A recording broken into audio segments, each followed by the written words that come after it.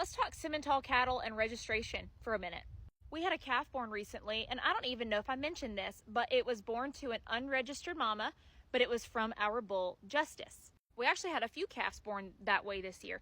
Now, was it done purposefully right from the get-go? No. So what happened was we had a bunch of recip mamas that were not registered. We put embryos in them, and then we turned everybody out with the bull after a little while. So for those that the embryo did not take, they were just live covered by our bull, and so then they had their own babies. Now, if y'all follow for the horse side, that would not fly with my horses, okay? But it's a little bit different with cattle. So for instance, Sheila out here, she's a recip mama. She's a very nice cow, but she's not registered. So this coming year, if she doesn't take with the embryo we put in her and Justice just covers her and then she gives birth to a heifer calf that's her own this year, we can actually still register it. It would just be a half-blood simmental. So there's actually half bloods, there's 3/4 bloods, there's 7/8 bloods. They'll never end up being a full blood.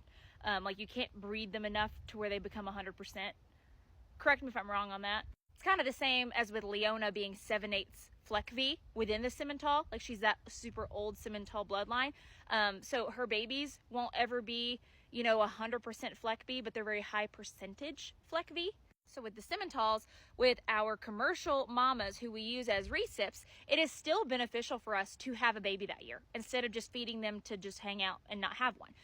Because heifers or bulls alike, if they come out really, really nice, and yeah, they're not full registered, there is still a market for half registered or for people that run a commercial herd, but they want to know a little bit of their EPDs or background or who their sire is for calving ease purposes or whatever, if they're having a herd bull. So we know people that will buy half registered bulls from us for their commercial herds because they still need a really nice bull to cover their commercial cows. They're just not worried about the registration part.